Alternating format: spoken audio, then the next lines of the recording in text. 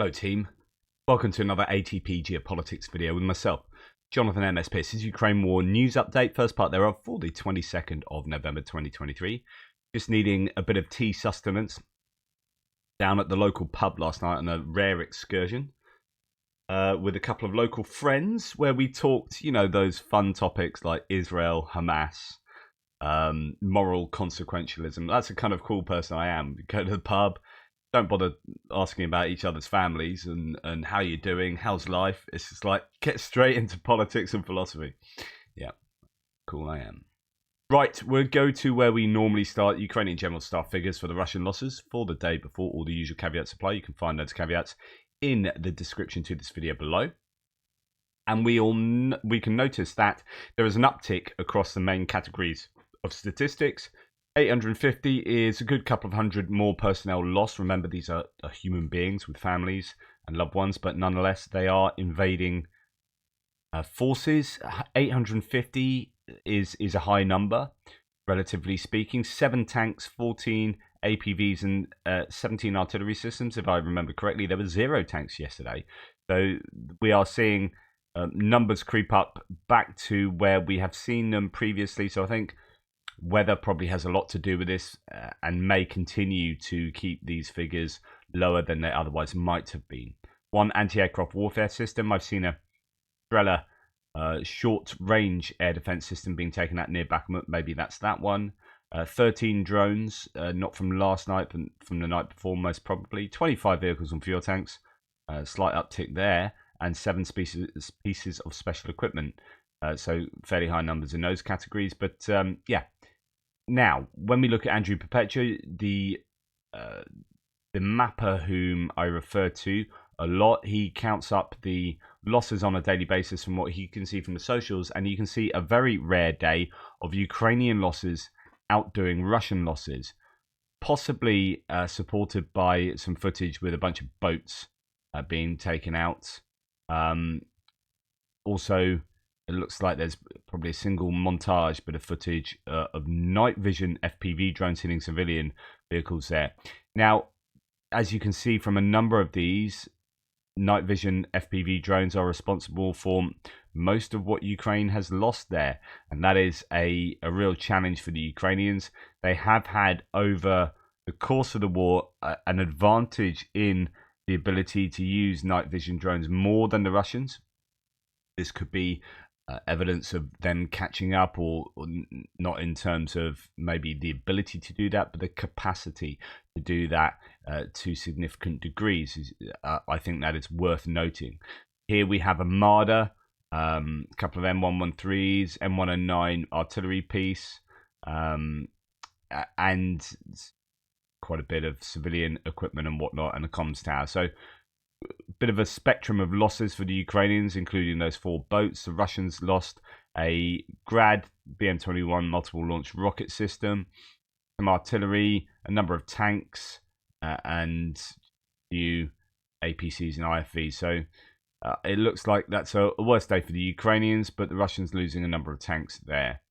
Okay, UN has confirmed the death of more than 10,000 civilians in Ukraine since the beginning of the war. Among the officially confirmed number of dead are 560 children. It almost seems like too long ago, like so long ago, that Mariupol took place, and the absolute horror that was that city being defended by the Ukrainians with the continued onslaught from the Russians was horrific, and the theatre that was taken out, which had children written in white, and yet the Russians still took that out, killing possibly 300 plus people there. Absolutely terrible. So yeah, civilians have suffered incredibly, and it's probably a good time to mention the phrase war crime again. FPV drone targeted Russians hiding inside a civilian house on the left bank. What's significant about this piece of footage is it's a really sizable explosion. You can watch these bits of footage by clicking on the links in the description below. I think this is a 4-kilogram bomb or munition on a first-person view drone, which gives an indication that they are using more capable drones that can carry larger warheads. It's usually RPG warhead we see that is sort of 2.5 kilograms, 2 to 2.5 kilograms. And now they are able to use larger FPV drones that can do more sizable damage. At least I think that's what's happened here. There is a lot of information about Russians sort of hiding in houses in the Kherson area. Konstantin not from, but who appears on Andrew Perpetua's live stream, was on Perpetua's one last night, and was talking about an anecdote. He's got several contacts in Oleshki, particularly on the Dnipro River.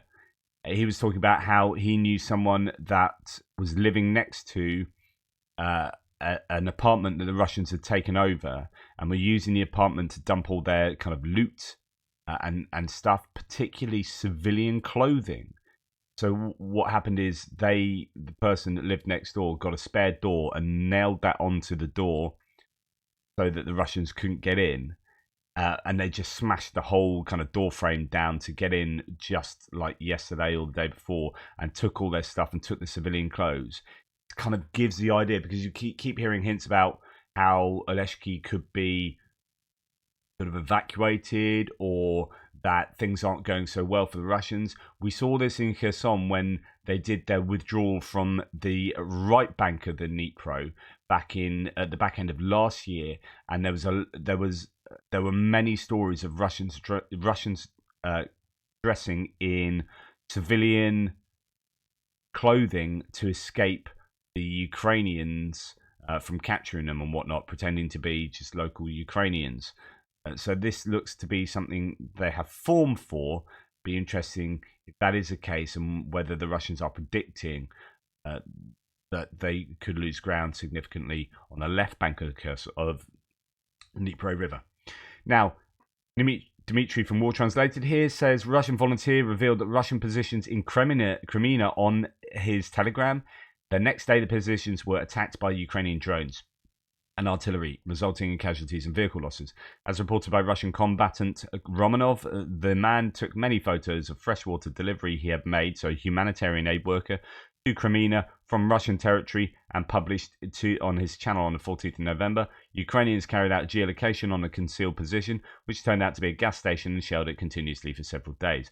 This is a bit of a disaster, and the sort of thing that we've seen a number of reports on, where Telegram gives away geolocated positions of, in this case, Russian equipment. As you can see, there's military equipment there that this guy's taken photos of, and then that gets hit, and it all goes wrong for the Russians. So, as it talks about here, or Romanov, I think, talks about here, a person carrying humanitarian water from the Oriol region uploads a video with a landmark, a gas station, and footage of a large amount of equipment. On November the 15th, it was shelled. The person immediately posts footage from the arrival sites. The enemy channels thank the person for the adjustment. So in other words, like at the time, it's like, oh, look what's just happened. And then the Ukrainians like, oh, thank you. We'll just correct that firing some meters to the right or whatever, and go again. From fighters from that direction, so this is a quote from fighters there. In 5 days after the filming, and the Ukrainians posted words of gratitude to this person. About 20 drones arrived, 6 per day, several Excaliburs, so precision guided munitions fired from howitzers. 3 pieces of equipment were destroyed. An amount of military personnel died. An amount of military personnel were in serious condition. They've redacted that. And yesterday, that's the 18th, they also effed us with something reactive. It had never flown here to the gas station area before. I don't know what that would entail, but a bit of a disaster there for the Russians on account of some loose lips on Telegram. Loose lips cost lives or something like that, if I remember correctly. Right. Since yesterday evening, the Ukrainian air defense has destroyed all Shaheeds that were attacked or that were flown into Ukraine from Russia. Can't beat tea. Hashtag tea wins. Hashtag coffee doesn't. Or something. Russia also launched an X-22. The missile did not reach a target and fell in the Zaporizhia region in an open area, damaging private houses with a wave. I'm not sure what that means. 14 Shahed drones is the latest, and a KH-22 fell in an open field. In fact, that open field is here. Local officials say the rocket hit an open area in Zaporizhia region. They've not yet confirmed in my information that it was a ballistic missile. Several private houses were damaged in the blast wave. Oh, that'd be the wave. But it didn't look too bad from this photo, says Tim White. So that's the missile not really having much effect there. There is a report that 28 bombs were dropped in the Berislav region. That is on the Dnipro River, just northeast of Kherson city itself, which is very large. So 28 bombs, very large. And you can see on this map, but at the same time, I only see reports from 4 areas. Zmivka, Novoberislav, Berislav, and Kozatske. So this was the interesting part of this. I mean, that's pretty horrific amount of bombs, aerial bombs, those FAB 500s or 250s or even greater than 500. They are sizable guided glide bombs. Alexander Prokudin said that from 11:20 to 1 p.m., so this is 1 hour and 40 minutes, 25 bombs were dropped in the Berislav and Kakhovka regions. Why that's significant is just the rate at which they are being dropped, which probably signifies a number of planes doing that at the same time, or one after the other. I don't know how many. Have I seen that they could take as many as 8? But I'm not sure about that. I may be wrong. But anyway, people were wounded, people died, civilians, older civilians generally, because the younger ones move away from areas like that, and have more connections and more ability to transfer their lives from one place to another. So we often see the most vulnerable left along these front lines, the most vulnerable in terms of mental health, physical health, education, possibly don't have as many opportunities to, as I say, transfer their lives and get a job elsewhere. So they'll stay in position. Older people, retired, frail, and that's why you see so many of these. So, if you look at the ages here, 54, 74, 65, 57, 75, 78, 61, 62, 59. Another civilian killed in Mykolaiv in that time. I mean, this is Andrew Perpetua just running through all of these. Just pretty terrible. And interestingly, there was this strike on Seledovo, hit by missiles 6 days ago. It was struck by 2 more S-300s late last night. The missile struck a hospital. 1 person died and 8 more wounded. The hospital being hit by the Russians there.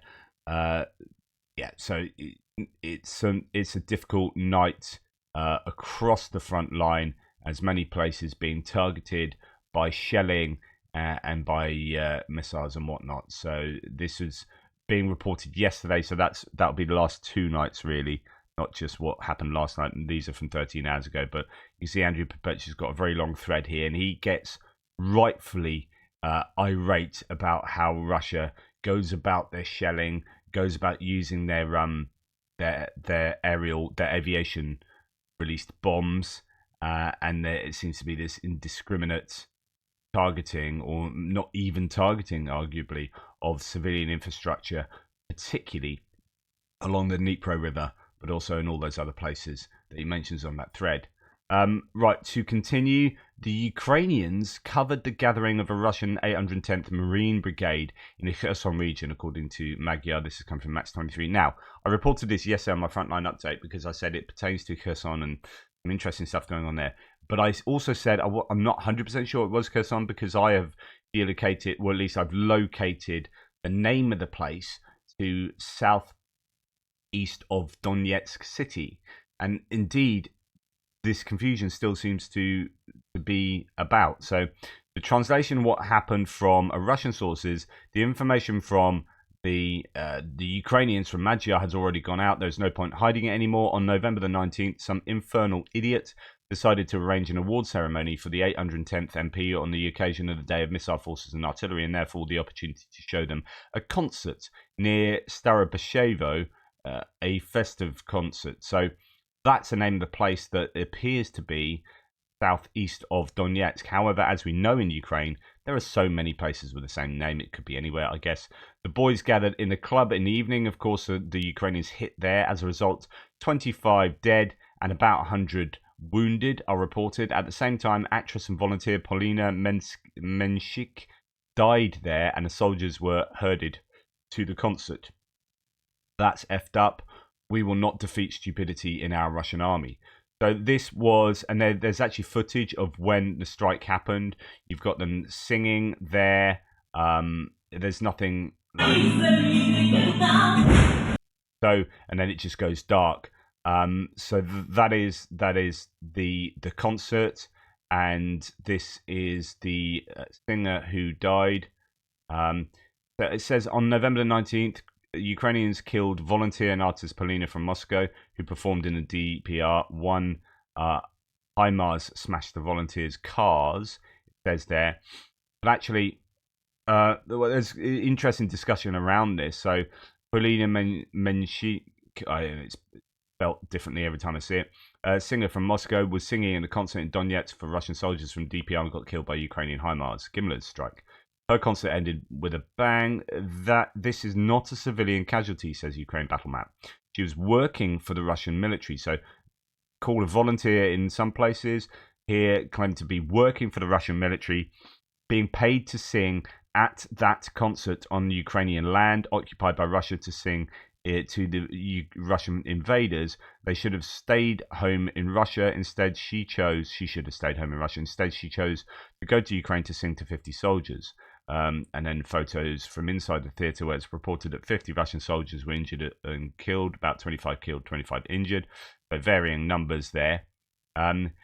There's an interesting discussion about, the viability of hitting a target like that. That is fine. As far as I'm concerned, that's an absolutely bona fide military target, and you have someone that was singing there who is actually paid. I would say wouldn't be there if they weren't being paid, and yeah, they've died in that as well. Now here is where Ukraine Battle Map says it took place, not in Kherson, but southeast of Donetsk. So yeah, I don't know. There are some people saying Kherson, some people saying there. Unless there were two incidents, who knows. There are a couple of posts in occupied Crimea about a thermal power plant being on fire. It's written there were explosions before the fire at Saki, near Yevpatoria on the west coast of Crimea. This is so far unconfirmed. Saki, there's an airbase there as well.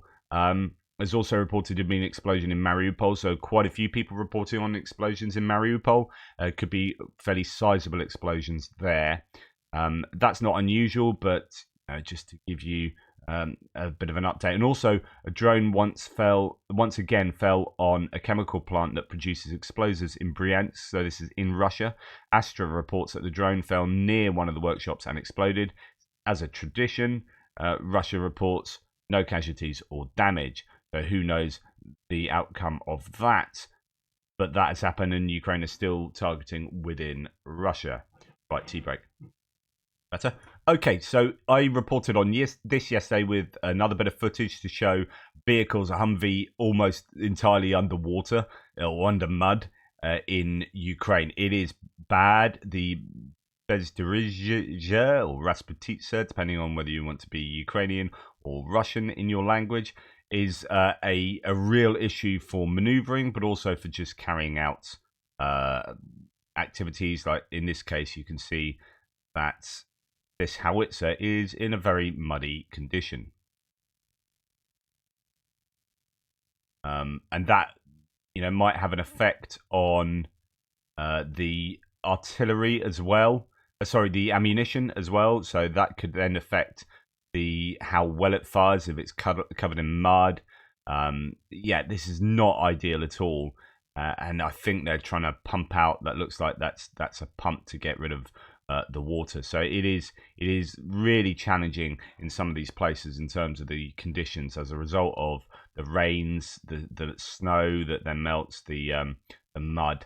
Okay, just very quickly, I know I talk about this too often probably, but Bloomberg has analysed hundreds of posts with misinformation about the Israel-Gaza conflict carrying community notes. So on Twitter or X, when someone makes a controversial claim, you can put community notes. Other people can. It's like self-monitoring. It's a bit like Wikipedia, if you like, rather than being a top-down approach from Twitter itself. We found that Twitter has transformed from a flawed but policy-driven system. So Twitter was never perfect. But what happened when Musk took it over is he got rid of all the moderators, got rid of loads of the techies involved in moderation and whatnot, and said, "Yeah, it's a free speech. I'm a free speech absolutist. Anyone can say what they like." And you might think that sounds good in principle, but actually, as they found here, it's transformed from a flawed but policy-driven system to a free-for-all where falsehoods are prominently served up to users. In other words, Bloomberg is finding that by changing how it works, it becomes open season for disinformation and misinformation, which is exactly what the EU's found in their report, and everyone seems to be finding. I can anecdotally confirm that myself as well. So just to let you know that it's not just, say, the EU having a campaign against Twitter. This is Bloomberg. There's plenty of people saying this. Crime boss Vladimir Borisenko was shot dead in the Rostov region. He was sentenced to 16 years in prison for organizing murder, but was released early after taking part in combat operations in Ukraine as a member of PMC Wagner. Who knows what that was a result of? Could be to do with his criminal past. I don't know. But another strange death of an official in Russia has taken place. The deputy head of the criminal investigation department in the northern region of Arkhangelsk was found dead on a train. Now, this is typical Russian, I guess, lying. They say Colonel Konstantin Panteleev, age 44, committed suicide with a penknife. Many are skeptical. Well, damn straight. Who commits suicide on a train with a penknife? Not sure I believe that. Right, we're going to go to Kenneth Gregg here just to give you a bit of an update on the front lines, as according to the Finnish fighter who is stationed in, well, not stationed, he's in Ukraine doing sort of charity work now, I think. He takes a lot of what he says from kind of social media, but he does have contacts, so take what he says with a pinch of salt. Just give you a bit of an update. Kenneth Gregg's update from yesterday with a lot of interesting information on the fronts. Let's start with our attack in the direction of Horlivka, he says. So that's that area between Bakhmut and Avdiivka, where the Ukrainians have had some success in taking some territory from the Russians in a surprise attack. No one was really expecting it. It's been the same since 2014 there, and they've actually moved behind the 2014 lines in around these slag heaps by some mining area there. So already in June, there were indications that we will carry out an attack in this direction. One of my mates is a sergeant of the maintenance troops, and they were preparing material deliveries to this section of the front. The president was said in interviews that he wanted to attack there before, but was advised against it by military due to lack of resources. And I reported on that before, that apparently Zelensky wanted Horlivka to be an objective, but everyone's like, no, there's no chance of that happening. We don't have the troops or material to be able to do that. Horlivka is right between Bakhmut and Avdiivka, so our successful attack came as a surprise to the Russians. We have taken a height with a good view of the direction of the city itself. The Russians cannot allow us to advance further in this direction, so they have to bring in reinforcements. Now, this might talk to the reason why I was talking yesterday and the day before as to what the end game is here. Is it just a distraction one, or are they genuinely trying to do something around there? Greg says, since we have simultaneously carried out a successful counterattack in Avdiivka itself, so this perhaps referring to what reporting from Ukraine said in their video, that to the north near Krasnohorivka, the Ukrainians might have had some success in counterattacking there down the railway line, but also they report a claim through Stepova back onto the railway line. I've not seen that anywhere else, but reporting from Ukraine saying that the Ukrainians have recaptured ground there. Anyway, Avdiivka itself and recaptured previously lost positions. The Russians cannot take troops from there. If they take them from Bakhmut front, then we have the opportunity to attack up there. because the ratio of men will be more even and this will favour us. My guess is that it will take them from Vuhledar. What is interesting is that we are apparently reintroducing the tactics that were so successful in Robotina. Now, I don't know what he means by that exactly. He says the weather also plays into our hands in two ways. One, it prevents the Russians from arriving. Two, because we have better equipment, we can advance more easily. In addition, many of the units have some kind of waders, not as many as needed, but still.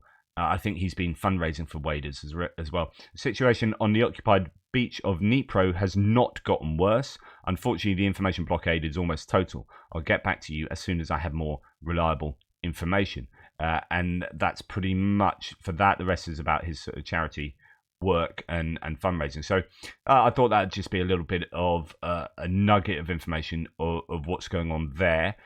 Thank you very much for watching. Please like, subscribe, and share. I'm going to get on with my next video concerning military aid and geopolitical stuff. There's quite a lot of content coming in that video, so I better get on with it. Take care. Speak soon.